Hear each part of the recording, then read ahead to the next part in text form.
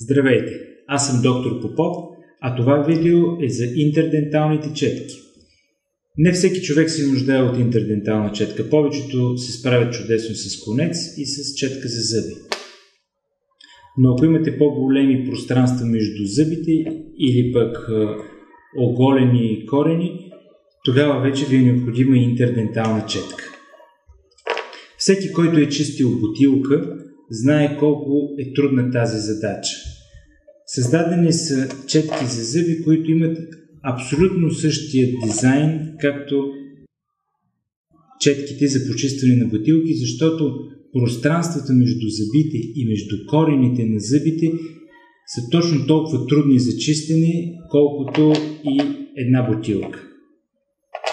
С тези четчици може да влезнете между зъбите и да избършите тези пространства, които с обикновената четка за зъби са абсолютно недостъпни.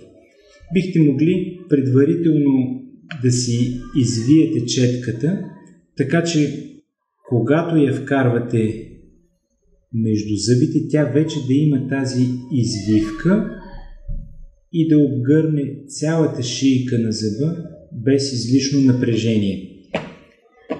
Понеже тези четки навлизат в много чувствителна зона, венците на хора, които имат джобове, се възпаляват лесно кървят и по принцип хората избягват да ги чистят много старателно тези места, точно защото са неприятни.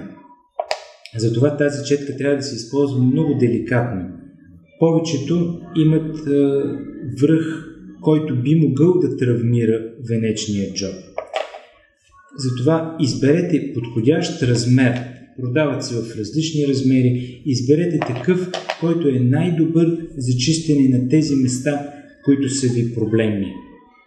Винаги трябва четката, интерденталната, да се използва с много малък натиск, без напрежение, за да може да я усетите точно къде е в момента, дали не травмира и едновременно с това пък, разбира се, и да свърши работа.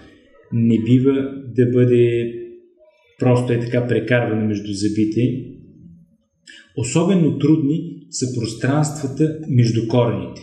Ако имате напреднало пародонтално заболяване и оголване на корените, тогава знаете, че се откриват едни пространства между корените на всеки зъб, които са много трудни за почистване. Точно там интерденталната четка може да влезне и с няколко движения да изчисти това пространство, което никоя друга четка не може да почисти. Затова търпеливо и внимателно овладейте техниката с тези четчици.